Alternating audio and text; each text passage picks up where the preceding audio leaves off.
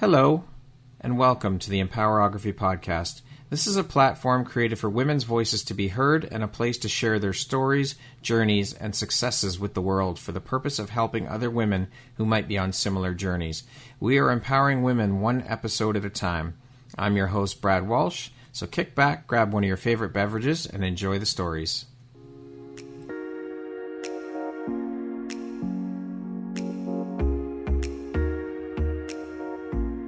The world needs to hear your message and your story, so don't deny the world of that gift within you that the universe has given you. Someone out there needs to hear your story because it will support them in feeling hope, inspired, and even transformed. Do you want to discover how I help get my clients out of their own way, show up, and confidently share their message? I would love to extend an invitation to you to join me in my free masterclass, Start Your Own Podcast from Idea to Implementation, on Wednesday, April 5th at 1 p.m. Eastern. You can find the registry link in the show notes. Hope to see you there. Hello there, Brad Walsh here, your host of the Empowerography Podcast. Today, my guest is Dr. Shellie Hipsky. She is a global empowerment coach, the CEO of Inspiring Lives International, the executive director of the Global Sisterhood, the editor-in-chief of the Inspiring Lives magazine, an award-winning author, and a keynote speaker. Shellie, I am so grateful and happy to have you here. We've been trying to get this done for a while now, so it's great to finally have you here so we can jump in and do this interview finally. So how are you today? I'm fantastic. I'm so glad we're doing this finally. Like you said, we've been ships passing in the night, not able to do this, but now here we are. Here we are. Yay. We're finally getting it done. So. Exactly. So with that being said, let's jump right in. Shellie, that is a hell of a lot of hats that you wear, quite an extensive resume. How do you find the time for all of this, and how important is prioritization and organization to you in order to stay on top of things? Oh, it's vital. I mean, if all of my hats, I love them all. And I actually, when I spoke at Harvard, I did this whole almost song and dance with different hats that I physically put on my head, from the I Love Mom hat, because I'm a mom too. I also am a performer too. So, I mean, that's another hat that I wear. So yeah, it's a constant juggling act. I'm always trying to make sure that the balls don't fall out of the air and land on my head. Yep. But it's fun for me. I'm so passionate about all the things that I do, particularly when they help women around the world. And it's who I am. But yes, prioritizing, optimizing what we've got, keeping it organized, it's vital in this day and age. Absolutely. So I would love to know then, with you wearing so many hats and being a multi-passionate entrepreneur, what does your morning routine look like? Well, this morning it's a little different than normal. On a typical day. Is there such a thing, Brad? Probably not. That is the ultimate question. Is there a typical day in my life? I do tend to travel quite extensively with the different roles that I have. For instance, I'm going to Africa in a few months with the Global Sisterhood. So when it comes to a typical morning, I tend to try, like we all try, to have that morning routine and meditation, exercise. I love to work out.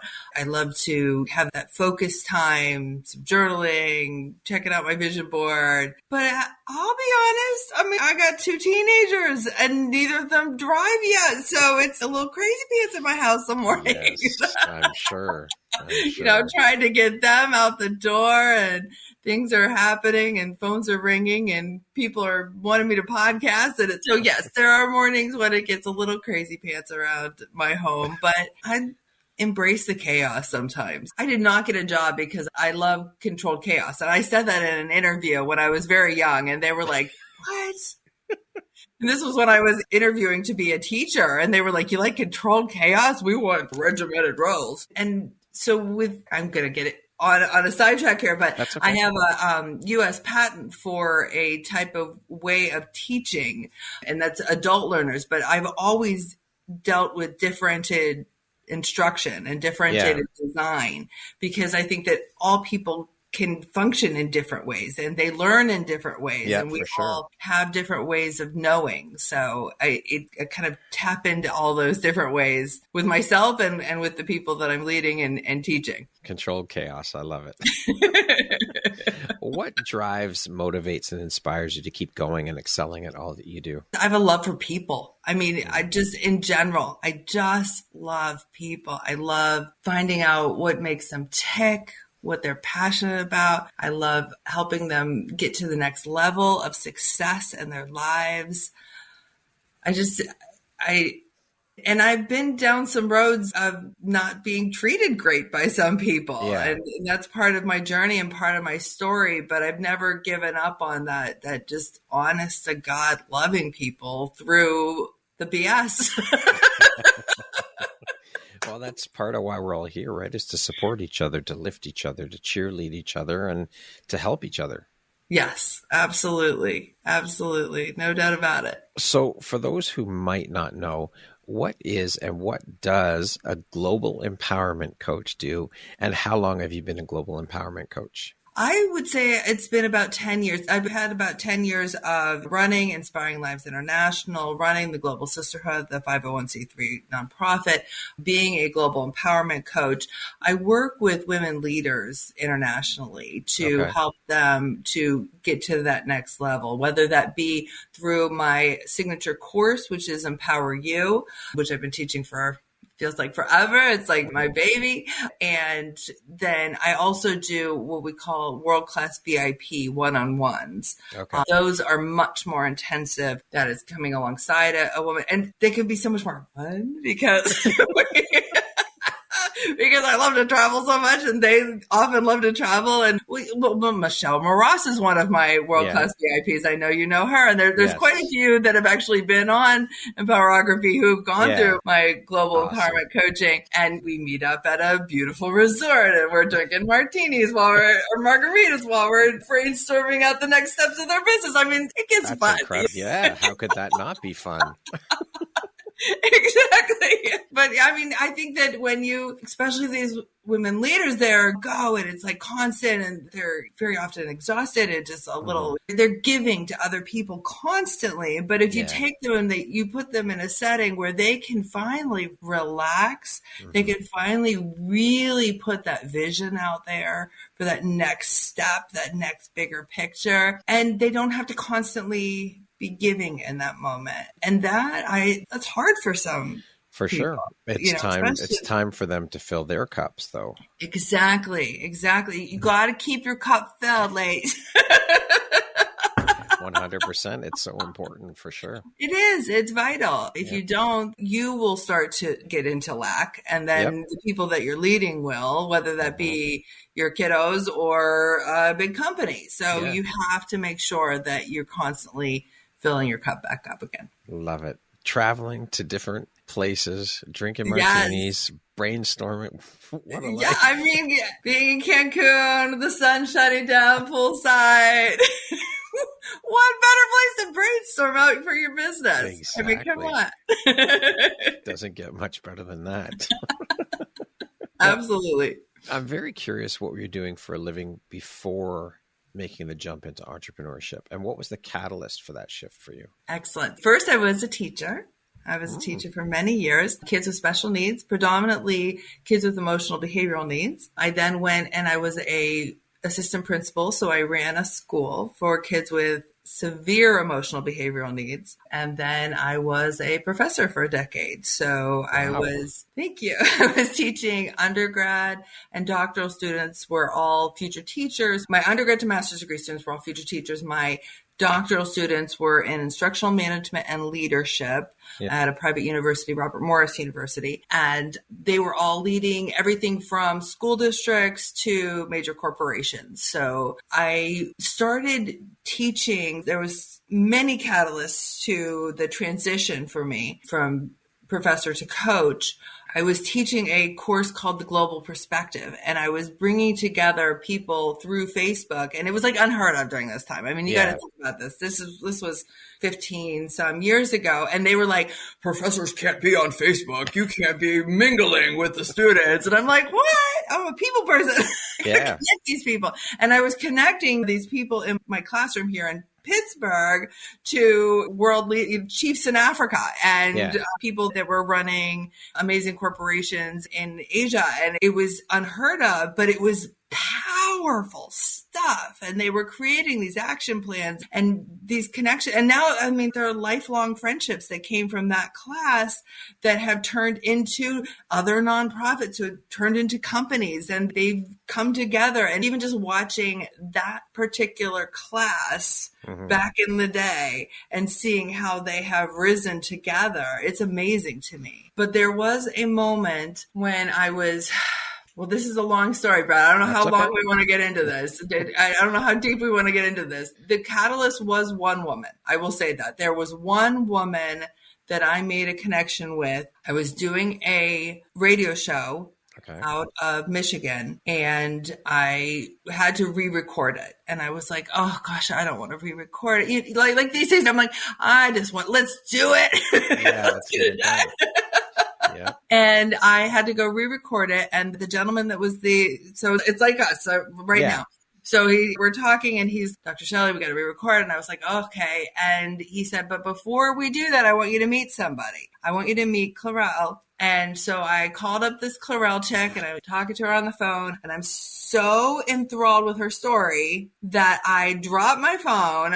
I put it on speaker. I start typing like crazy pants. And seriously, Brad, I was so affected by this woman's story that tears are coming down my face. So tears are coming down my face. I'm typing like a mad woman. I'm typing up her whole story, what she's telling me. And he thought this was just going to be like a marketing tool for me. And here I'm bawling my eyes out. I'm like, Clarelle, what is happening with this story? Your story is so powerful. Are there other people out there like this? And she said, yes. And she said, you should be the one to tell it. So I go back on the radio show. Yeah. I'm on the radio show and we're doing this countdown. 3, 2. And I'm like, we're at 2. And I'm like, oh my gosh, has anybody written these stories down? Because he was collecting all these stories like you're doing, like I did on my podcast. And he's, no, nobody's written them down. And I said, well, I need to be the author. And we were on. So a week later, I get in my email box, and I'm dating myself because we would never just click on a random link from a random person. But I click on this random link, and it's him on national television saying, Dr. Shellie Hipsky from Robert Morris University is going to write the book, Ordinary People, Extraordinary Planet. Wow. And I was like, I better get to work. No kidding. So I got to work, and then that became an international bestseller. And then the book spiraled into the television show Inspiring Lives with Dr. Shellie on NBC, which then went into Empowering Women Radio, which was on 121 radio stations across the world. And then it turned into a podcast, and it just spiraled and spiraled. And then there was just all these women that were coming into my fold and into my world. And I was interviewing, and I interviewed over 1,000 women over the years of just putting together these incredible ladies. And so that sort of was the catalyst. My book was doing amazing. The TV show was popping, and it was time. I had to keep growing that for my passion to help the women of the world. And it was kind of hard to step away. I mean, I worked my ass off to get tenure at that age. I was very young, and I was a woman, and getting tenure at a university was very difficult to get. I'm sure. Tons of hoops to jump through. But I received that honor, and I was like, no, it's time. It's time to grow this and see how big and how international and how incredible it can get. And here I am today on biography. Exactly. I love it. So was also that conversation the catalyst for jumping into coaching as well? Was that like the catalyst moment for you? I think that was an impetus, just seeing where we could go with this. And I've always been a teacher at heart. So I love teaching and growing people's minds and their mindset and just taking them and seeing how incredible they can be. So if you're out there, I want to see how incredible you can be. It's a powerful gift that you're giving these women. Truly. Thank you. Well, they give me a gift too. I have formed so many incredible friendships with these women over the years, and they're near and dear to my heart as well. So, Which is probably one of the most beautiful parts of all of that, of the whole journey, is the friendships and the relationships that get created as a result of this work. Absolutely. Because some of those are lifelong friendships. Totally. And I love that. I'm such a lifelong friender. I mean, when I had my 30th high school reunion, well, I re-met the crush of my life who you saw before we even went on. Yes. Yeah. But I also had a 1980s themed slumber party with my friends that I've had since I was 3 years old. So I am definitely a lifelong friend type. Awesome. I love it. What would you say excites or lights you up the most about the work that you do as a coach with your clients? As a coach, I've always loved those aha light bulb moments when it's just like you can see the light bulb go off and it's like, yes. Feeds your soul. It does. And it always has since I was a teacher way back. You just see that moment and you're just like, oh, yeah, that's it. I got it. We're going places now. What was the catalyst to get out of out of teaching into coaching though? What was that shift for you? What was the shift? Is there a shift? I'm not sure there is. I think that I went from 4 walls of a classroom to making the world my classroom. Yeah. And wherever that is, whether that be beachside or be, it's just a more fun classroom. I can get away with more. We can do all the things. Exactly. So what we can get out and dance if we wanted, whatever we want to do. And I think that was the only tricky thing for me as a professor in academia in the ivory tower, was that there was a moment when a dean sat me down and I said, oh my gosh, I'm doing this and that and this and that and everything's so cool in my classroom.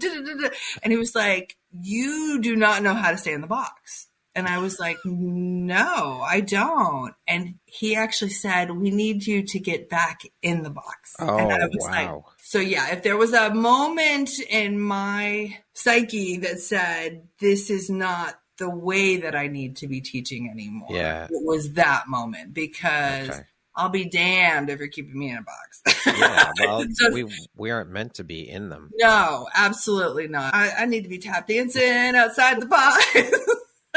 Sitting on a beach, drinking margaritas, all the things.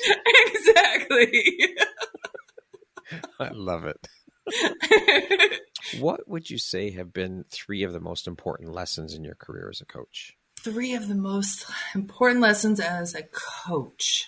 Choose your clients as much as they choose you, because I don't take on ones if I have a feeling that I'm not the right coach for you, if I feel like it's not going to benefit. I believe in reciprocal mentoring too. Yeah. So I feel like we both need to get something out of it. I think that it can't just be a one-way street. And when I'm working with these incredible women leaders, it's not. I derive so much joy and connection from those coaching experiences. So that would be the first one. When it comes to the 3 lessons as a coach. So yeah, and I think that goes both ways. I think that they really need to find the right coach. Yeah. And if I am that coach for you, then heck yeah, let's do this. Like I'm going to take you to the top and beyond, and it's going to be so much fun. And you don't even know.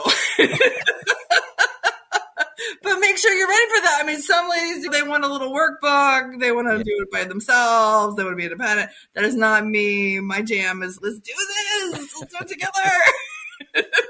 Teamwork, exactly. Yeah. And then the third, what I've learned about coaching, it goes back to that differentiated instruction. I think everyone learns in their own way. I think everyone has that learning profile of how they best take in information and how they're best going to process it. So I think that it comes to, how do you best learn? How do you best connect with people? How do you best have that aha moment? And is a coach, this type of coach, the one for you? Yeah. And if so, let's do it. sherelyhipsky.com.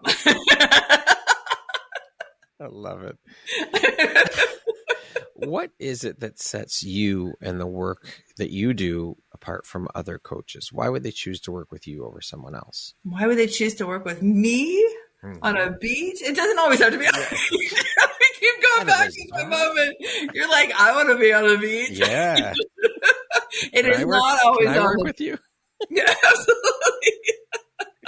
I have very rarely taken on a male client for coaching. For me, I am very woman centric just because of who I am, what I've been through, what I know about the women of the world that have needed this particular type of guidance. Okay. So I have to ask you then, so what is it Yes. that you would take on a male client? What is it about working with a male client that would make you say, okay, I want to work with him? If they are particularly focused on raising up women of the world, if that was something like with you are, that is your mission in life, right, Brad, is to do that. So if it was something like that where I could see the bigger picture of where they were going with their work, that would inspire and help women of the world. Oh, so it's a possibility for me. It is a possibility. Let's talk. Definitely. Yeah. Anyway, sorry, back to, we got off track there. That's okay. I love it. Getting off track is fun, right? Absolutely. You never know what can happen when you get a little off track. That's right. So how has your coaching style evolved from when you first started to where you are now? Oh, how's it evolved? Well, I think that it has evolved just as I've learned more about the people that I serve and really get to know them. So the evolutionary process of me coaching has come very organically through the relationships, through the friendships, through the connections, and seeing what they really need. I'm not here to serve myself. I'm here to serve the women of the world. That's just how I'm wired. So I need to make sure that I'm constantly evolving. And back when I started teaching the things that I've taught, vision boarding and those, I taught teenagers in South Africa via Skype 15, 16 years ago how to vision board, how to do these. I know. And I was so excited because this summer I'm going to be with those teenagers who are now grown women. It's crazy pants in South Africa. So I've been teaching these things for so long, and now they're mainstream at this point, talking about manifesting, talking about vision boarding. So I have had to continuously tap into the professor researcher side of my brain to find out the newer, the better, the cooler techniques, strategies to continuously level up my practice and level up my coaching clients' lives. Love it. Now, of course, obviously, you are a huge advocate for women's empowerment and women's voices being heard. What do you do to empower yourself? Ooh, all the things. Travel. I think travel is huge for me for the empowerment. Being able to be in that space with the women, being able to expand my own horizons and my own view of the world. The world is so much more accessible than it was so many years ago. And it doesn't even have to be travel physically. It can now be travel through Zoom to get to know people on the other side of the world, which is just wild. Isn't it incredible when you think about that? So cool. It's so cool, right? It's COVID, I think, was a huge piece of shifting that. The technology was always there, but I don't think we utilized it to the degree that we had to as a result of COVID. And then it's just been continuing on. And you think about collaborations and businesses have been created and built out of using this technology to connect with others on the other side of the world. It's awesome. Absolutely. It is. Yes. It's so powerful. And I think about the Facebooks back in the day, 15 years ago that I was doing. And like I said, they were like, don't do it. And look at what's come out of it, though. Yes, absolutely. It's really wild to see all that has come out of it. So I look forward to seeing, because I've been doing this for way over a decade. So it'll be interesting to see another decade from now, all these COVID connections that have been made, and it'll get even bigger and better. So it's very cool. All the technology we have and we can tap into is fantastic. For sure. Have you seen a shift, or a big shift, or what's the shift that you've seen in terms of more women that are stepping into more coveted and more important roles within corporations and organizations, or making the jump out of corporate and into entrepreneurship? And why do you think those shifts have been happening? Absolutely. I remember when there was barely any in the Fortune 500 that were actually women led. Now I have a whole stock portfolio through Baird that's all women led businesses that they at the tippy top. But of course, with COVID, there was a shift.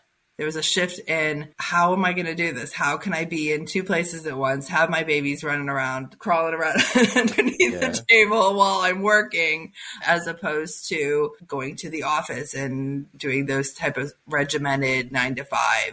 I think that we needed flexibility, and I think that we needed to look at work in a different way. And I think that the corporate culture is starting to catch up with that, but also with entrepreneurship, we can create our own ideal setting. We can create our dream jobs. And that's pretty appealing to be able to say, no, I'm not on the clock then. I do turn it off then. And this is how this works. And this is how this works because it works for me and my family and my community. And I think that there's a real blessing in that for a lot of them. Do you not think, though, that we still have quite a ways to go in terms of women being put into more coveted roles, more important roles within? We have a hell of a long way to go still. And still not getting equal pay? Crazy pants. Bullshit. It is. I mean, I talked to Billie Jean King a couple years back, and she was like, this is insane. They never thought. And Gloria Steinem, I gave her an award for the Inspiring Lives International Award. And both of them say, how in the world are we still not at equal pay when we've come so far? We're doing the jobs and we're making it happen. But it's really crazy. I mean, for the icons of the women's lib movement to still be shaking their heads saying, seriously, we're in, 2024 and we're still not there. Yeah. I mean, there's progress that's been made, but it's nowhere near where it needs to be. Absolutely. Yeah. We got to keep on. So how do you think we shift that then? How do we continue to get there? What work needs to be done, do you think, in your opinion? I think it has to come from a shift, like a major shift in viewpoint of how we view women leadership. And honestly, I'm right there with Gloria and Billie Jean. I'm like, why hasn't it happened yet? Like, why haven't we've got some great caring men like yourself, Brad, that are on board with this. I think that we just have to go to that next level. We have to go there together. I do think it has to do also with not just the women rising up. I think it needs to be the men say, like you said, this is bullshit. Yeah, well, I think I agree. I think that we as men need to stand beside the women shoulder to shoulder and let them know that they are supported and seen and heard as well in order to start making that shift. And of course, that's not saying, again, getting into this men reliant upon women. That's not it at all. But I think we need to step up as well and be part of the solution. Absolutely. Yeah. For it to be a true movement, there needs to be total buy-in by all the constituents. And I think that's when we get that, that's when we make it. Well, I think we also need to cut out this masculine versus feminine bullshit of banging heads all the time. I think we need to remove that from the equation and come together as humans, see each other as human beings. Yes, absolutely. And support each other and lift each other. Totally agree. Totally agree. What do you think is one of the most significant barriers to female leadership in your journey, what you've seen? Perception. I mean, I remember when I was on this panel, there was hundreds and hundreds of people in the audience. I was working at this time I was a professor, but I was also working study council. So I was very high up in leadership. They were all met. So there was a panel. There's these seats on a stage, and I was the last seat on the stage. They were all male superintendents of schools, all dressed with their gray suits and their ties, and I was looking the same, right? Looking copy, cookie cutter molds of each other with the gray hair, and we get down to me and this other leader of the genre of the educational world came up and he shook the men's hands and he got to me and he walked off the stage, and the audience, they were pissed. They were like, oh my God, he just snubbed Dr. Shellie. And he literally stood up there and somebody tapped him and said, I think that you need to acknowledge Dr. Shellie Hipsky. And he said, I thought she was the secretary. What? Why would the secretary be? Why? I have no idea.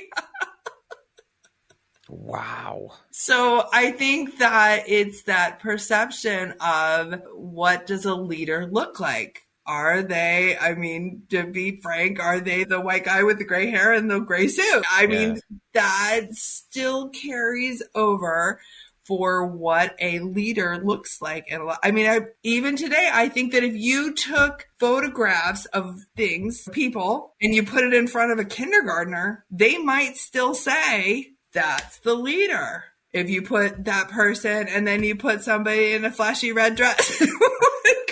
Crazy Dr. Shellie. Right, exactly. Because I love my dresses. There you go. And I love my heels.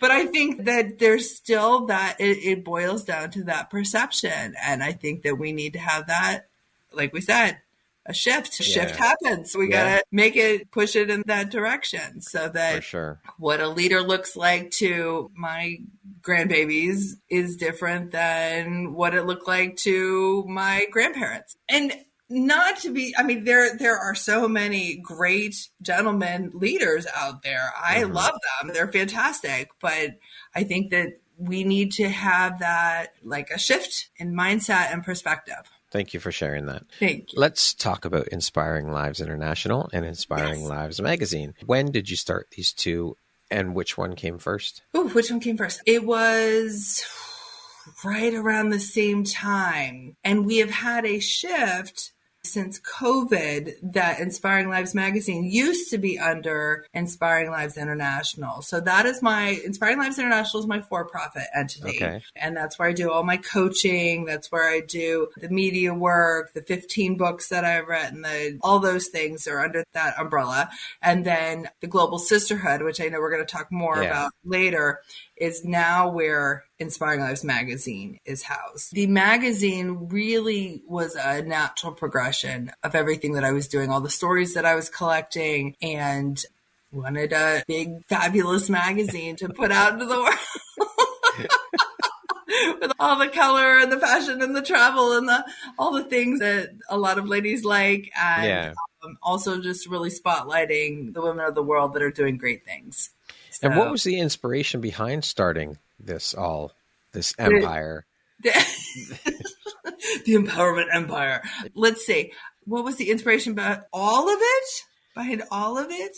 It was just seeing a need. I mean, isn't that what all entrepreneurship is? You see a need, you see a problem, and you solve it. So I was just busy solving this problem that we needed better media and better coaching and better all those things so that the women could level up and do it in a fun way and aesthetically pleasing and all the things. Yeah. And the magazines? The magazines? Okay, that was like a quick, okay, let's do this. I got the message that we had to put together something to go out to business leaders around the world. Gosh, it was like 100,000 business leaders were going to get something in their email box in a month. Wow. And what was it going to be from me? And I was like, throw together a magazine. And I had a colleague at the time that she was just mind boggled that I was like, yeah, let's do a magazine in a month. And she was like, but yes, we put it together, the first issue. I went out to New York. I had a friend who was a photographer there. We shot a bunch of pictures on the cover, and then we scrambled for advertisers to put them in the magazine. And we got those all collected up and went to layout. And oh my gosh, all the things. I can't believe I did it in a month. All within a month. All within a month. Crazy. It was insane. And we didn't know at that time that it was going to go on for at least 7 years, that at one point we were in Barnes & Noble's, 655 Barnes & Noble stores around the country. It blew up. That was right before COVID. And after COVID, It wasn't right before COVID that we went in all the Barnes and Nobles. We were there for quite a few years. But when COVID struck, Brad, this is when we had this change up, because we were in all these Barnes and Noble stores. They were all like shrink wrapped and sent 50,000 copies across the country. And they just sat there. Because they weren't letting anybody in the doors. Yeah. And then at the end of your season for a magazine, do you know what they do? No. They shred them all. So this is my company. Copies. This is my business. 50,000. And so they shred my money. Yeah, exactly. I mean, talk about right in the heart. But that's when I had to really have okay, can we keep this magazine going? And how do we do that? And then I was like, what's really near and dear to my heart? What is my real reason for doing all this? And it came down to the Global Sisterhood. Yeah. And that's when we shifted that. And it was such a beautiful shift. It was amazing. And we haven't gone back into print until we have a limited edition print coming out. Very cool. With some incredible women on the cover. We've got multi-covers for this one. I think some of them, like Dr. Emily and so there's some real powerhouse ladies that are going to be on the cover of the limited edition. That's awesome. So amazing. And this is a great segue into the Global Sisterhood. Global Tell Sisterhood, us all about it. What is the organization all about? What are your responsibilities as the executive director? Tell us all the things. Global Sisterhood. Oh my gosh. Global Sisterhood, my heart and soul. I love this organization. The women leaders internationally are just incredible. Our charity partnerships. Oh my God. So, okay. Let me emote a little bit. Yes. Yeah, go for it. I don't know if you knew this, Brad, but I'm a little dramatic. It's all good. All good. Good. Yeah. But no, the whole organization has just been just so beautiful and so diverse is a huge word for it, just because, I mean, the name, the Global Sisterhood, and there's actually more than one Global Sisterhood out there in the world, but we are the nonprofit, the Global Sisterhood. When I was writing the books, the Common Threads series, and I had my Empowering Women radio show, I was interviewing women internationally. And I had interviewed the woman in South Africa that I was leading those Skype sessions that I told you about with the teenagers. A woman in Pakistan heard it on her radio there, on internet-based radio there in Pakistan. And she sought me out. She came to me via Skype at that time, and we chatted, and I started making these connections for her that she wouldn't have had any other way. And this is a woman who, it's a different kind of women empowerment there in Pakistan. Her predecessor, she was vice president of a women's organization there, a women empowerment organization there. Her predecessor was shot and killed in the streets. Oh, jeez. To have a warning for the other women to not rise up. How dare them want to drive a car? How dare them want to, unbelievable, go to college? How dare, like, all these things. But so this woman is talking to me through Skype, and I'm looking at her through my computer, and she was being connected to all these ladies. And she said to me, she said, Dr. Shellie, do you know what you're doing here? And I said, what do you think that I'm doing here? And because of the connections, because of how I was able to help her, she said, Dr. Shellie, you're creating a global sisterhood. Oh, there's something there. Yeah. There was something there. And from there, we've just exploded. I mean, we've got so many projects going on internationally. In Tanzania, I'm going to be going to our School for Entrepreneurship there in Tanzania, which is just, it's incredible. It's mind blowing to me when I see what we've been able to achieve with that. And all these women that are at the School for Entrepreneurship, they're going on, they're creating businesses, they're providing for their families, they're raising up their communities. It's just fucking powerful. Thank you. I have goosebumps right now, actually, just talking about it. And then there's Dr. Meena on the other part of the world in Nepal. Dr. Meena, she found me through one of my other friends who was in Pakistan. So it's this constant, find Dr. Shellie, find Sister Seth, find these people. You need to talk to. And so Sister Zeph recommended her to us. And Sister Zeph is such a story in of herself. Oh my gosh. She was teaching. So, okay, we're back in Pakistan. Everybody stick with me on this travel. Buckle up. On a flight again. Okay, so we're in Pakistan. Pakistan is where Sister Zeph, who's a different person than the other person in Pakistan. Sister Zeph was teaching in a courtyard of her home, 200 people under sheets with holes in them in the hot Pakistan sun. And she had done this for years. There's an amazing documentary about her. We helped her. World Pulse helped her. Inspired Women helped her. But Global Sisterhood really came on board to help her create a brick and mortar school. And now she has this beautiful brick and mortar school. And it's just incredible. They've got computers and textbooks and all these things and hot lunches for the kids. And so that's there in Pakistan. And she actually just went to Paris, France and won the Global Teacher Award. I'm not saying the right name of it. You won't believe this.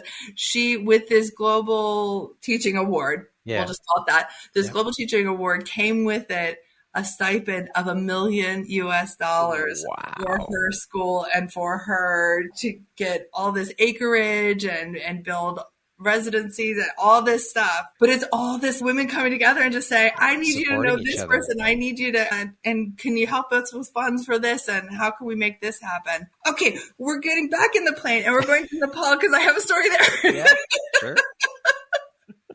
Okay, so in Nepal is Dr. Meena.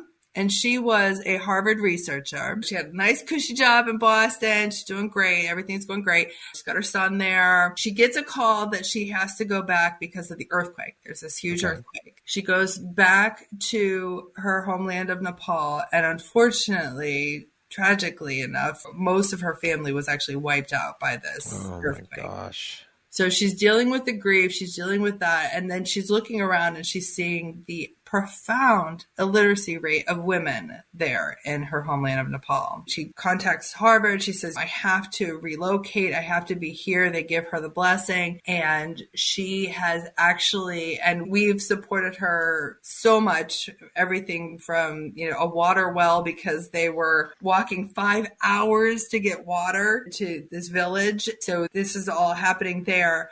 But she has actually taught, and this just blows my mind, 87,000 women she has taught who were previously illiterate to read and write. That is incredible. What a gift. It's wild, right? To be able to touch that many women's lives with the power of reading and writing. These are some of them. 87,000. Yes.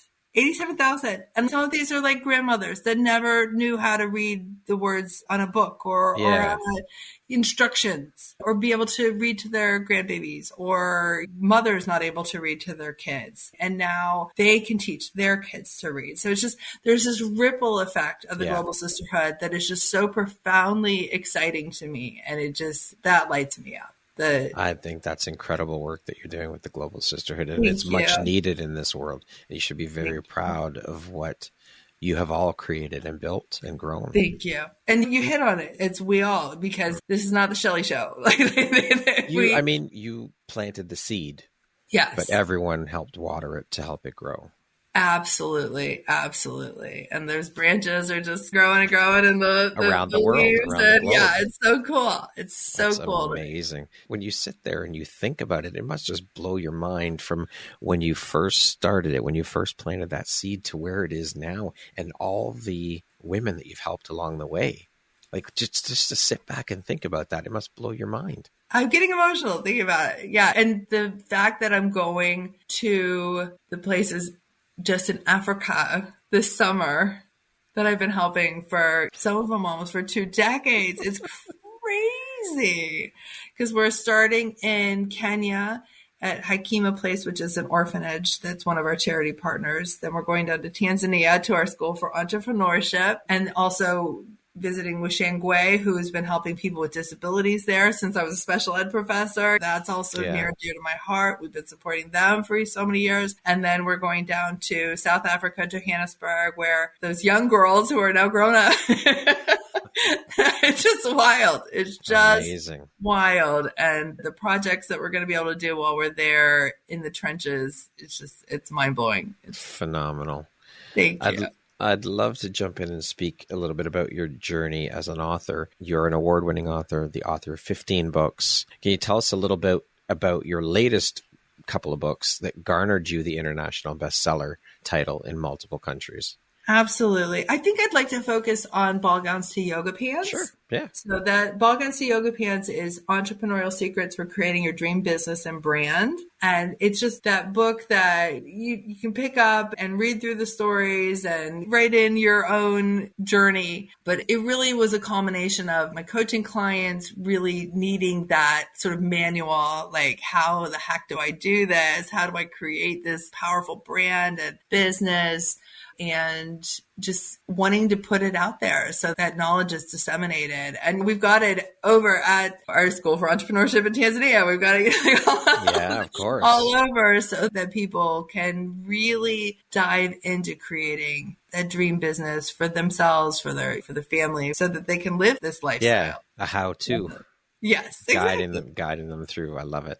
Yes. Shellie, what do you think your unique skill set or superpower is that's helped you become successful? Creativity and compassion. I just think that being a creative spirit person, like I love to just see where things can go and how we can make them even more fabulous. So yeah. And I sing, I act, I dance. I love all of those art forms. I have a ball with that. So yeah, the creativity, I think, is where I shine. Now, speaking of success, how do you define that word? What does the word success mean to you? That's a very good question. That's something that I always ask my Empower You students. How do you define success? I define success with, I've answered this a million times, but now I feel like it's shifting for me. I think success is not a red bottom shoe. It is peace of mind, stability, joy, bliss.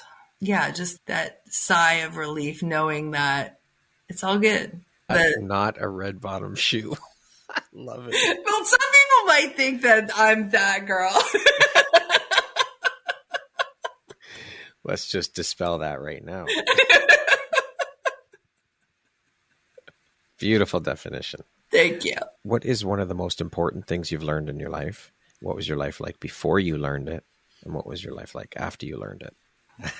My brain went right to choosing the right people to be on your journey with you and having boundaries. I'm still working on boundaries. Boundaries are very tricky for a person that is empath, that loves everybody, that wants the best for everybody. But when you're that type of person, you can attract in people that do not wish the best for you, or the clinger-ons, the coattail riders, the narcissists. I mean, I have to admit that they pop up and they've popped up in my life more times than I care for, that I wish that wouldn't have happened. So I think that the important lesson for me has been to choose wisely, to be kind to everyone, but to be careful with your energy, careful with how many people you let into the deepness of your heart. Yeah. Be selective. And that's really hard for people that care so damn much about so damn many. Like, it's just like, help everyone. Yeah, absolutely. But not everyone is wired like you are. So before I figured that out, I went through a lot of heartbreak and, quite frankly, a lot of trauma. So because of the situations that I ended up in, because I thought people were like me, that everybody out there had good intentions for everybody else, that everybody out there wanted everybody else to win at the cost of hurting. But now that I'm on the other side of that, and I'm realizing that, and I've worked with some great people, like coaches need coaches, people. For like, sure. I have some amazing people that I look to for those resources to get over those things. But I think I'm much more settled, grounded, at peace, more myself, because I can be myself with the people that I truly want to let in, and your vet tribe. People. Make sure that people are who they say they are, because And particularly in this world with all the technology and all the beeps and whistles, it's very easy for people to pretend to be who they're not. Yeah, for sure. Thank you for sharing that, Shellie. Absolutely. What does the word empowerment mean to you? Oh, it means we got this, girl. All right. That's it. I mean, we do. It's a we thing.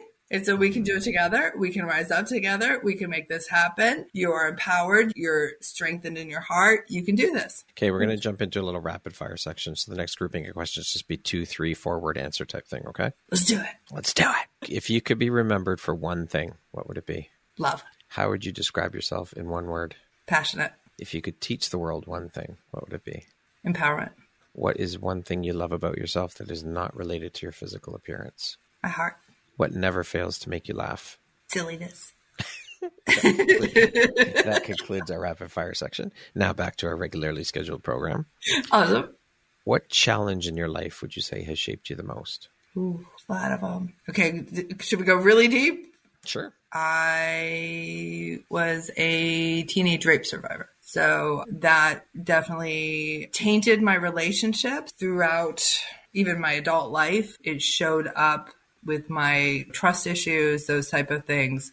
But it also made it so that I would understand the women that I work with, because the Global Sisterhood, through our charity partnerships and our hashtag pop-up giving, we also work with domestic violence survivors. We work with women who have gone through homelessness, who've gone through all these horrific things. And I had a really idyllic childhood. So if I hadn't gone through a traumatic event like that, I'm not sure that I would be able to have that same connection with women that have been through other traumatic things. So there's sort of a trust and an understanding between myself and another woman that has gone through something that could be considered a bit of a tragedy or for sure.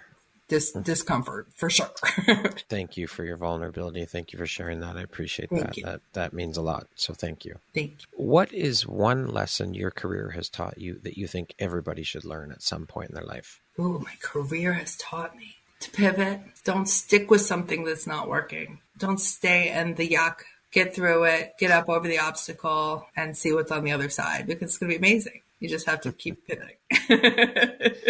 Great advice. Now, what is the worst piece of advice you've ever gotten? Oh, I think it's the opposite of the best advice. I think that people get scared about change. I think that they think that change is always a bad thing. So I think that it's the times that people have said, don't make that change. Yeah. You know, Shellie, you give up tenure? What do you think? You're crazy. Are you crazy? You're giving up this incredible job. Yeah. Exactly. How could you do that? That's such a bad idea. No. I can see the bigger picture. I can see what's on the other side of that obstacle. I'm Visionary. going for it. Thank Love you. it. Shellie, what is your why? My why has to be my kids, my family. My parents and I are very close. My brother, my kids, my loved ones. Like, for me, that's my why. Absolutely. Yeah. And I've got a daughter, and she's watching me and seeing what I'm doing. I've got a son who needs to be one of those. He's a 15-year-old teenage feminist. So that's freaking awesome to me. Awesome. Sure. So then I'm curious, how do you empower your son versus the way you empower your daughter? Excellent question. So really with my son, it has been having him be around these powerhouse women. When we just put up the Global Sisterhood headquarters in Pittsburgh, he was there doing all of his things because he's amazing with woodworking and carpentry and helping. And so he gets in the mix of it, and he's helping and making it happen. And my director of production, she's a baddie. She's the head of the electricians union here and wow. You know, those type of things. So I mean, she's a woman in a male dominated field. Yeah. So for him to kind of work side by side with her on the behind the scenes stuff and just seeing and feeling the energy of these powerhouse women doing it and having them say, good job, Jake, you're helping us out. Thank you so much. And it's just having him be in the fold. A part of it, yeah. A part of it, exactly. And there was one day when he said to me, Mom, how are you going to give me your business? It's all about women. And what did you say to that? Well, I said, I'm not sure. I don't know if this is your calling as well. But he's really soaring with the woodworking stuff. But with my daughter, she is, oh my God, she's amazing. She wears me out, like even me, because she just does all the things like I do, but in a little person version. And she's the lead in all these musicals, and she's ballroom dancing, and she feels that she's going to be a trauma surgeon. So we've been going to all these top colleges to check those out. So yeah, she's just something else. Amazing. She didn't even need empowering. She just came out of the womb like, I got this. Well, look at her mom, right? Thank you. If you had the opportunity to sit down and have a 1-hour conversation with one woman, any woman in the world, who would it be and why? Oh, alive or dead? Yeah, either or. Maya Angelou. Absolutely. Oh, just the brilliance. She's so beautiful inside and out. And I often think of her quote when I'm doing the Global Sisterhood work, that you need to not give until it hurts, but give until it helps. And for me, that's huge. And for me, that's something that I have to remind myself a lot, because otherwise I could get burnt out. But if I give until it helps, then I'm really making a difference. And I saw her once at Carnegie Hall, and I was way in the back. And she's talking and she's emoting and she's talking to this microphone, and it's just her on the stage. And someone in the other side of the theater sneezed into the microphone. She said, "God bless you." And I was like, oh, I should have sneezed. You could have been blessed by Maya Angelou. Yes! It's like, darn it, I missed my opportunity of a lifetime. But at least you got to see her speak. I did. It was amazing. It was incredible. Yeah. So powerful. If you could go back and give your younger self one piece of advice, what would that piece of advice be? Oh, if I could give myself one piece of advice, it would be, it's all going to be okay. It's going to be good. Everything's going to work out in the end. And it's okay to have multiple Shellies over the years. Different versions. Yes, absolutely. Yes. Absolutely. Lastly, Shellie, if you were to deliver your last 30-second speech to the world, your tribe, your people, your corner of the world, what would that last 30 seconds sound like? What words of wisdom would you impart? I would say to the world, I love you. I'm proud of you. You're worthy. You're worth it. You are ever evolving, and that's a beautiful thing. Embrace the change. Embrace the real you, the real authentic you, and make your mark.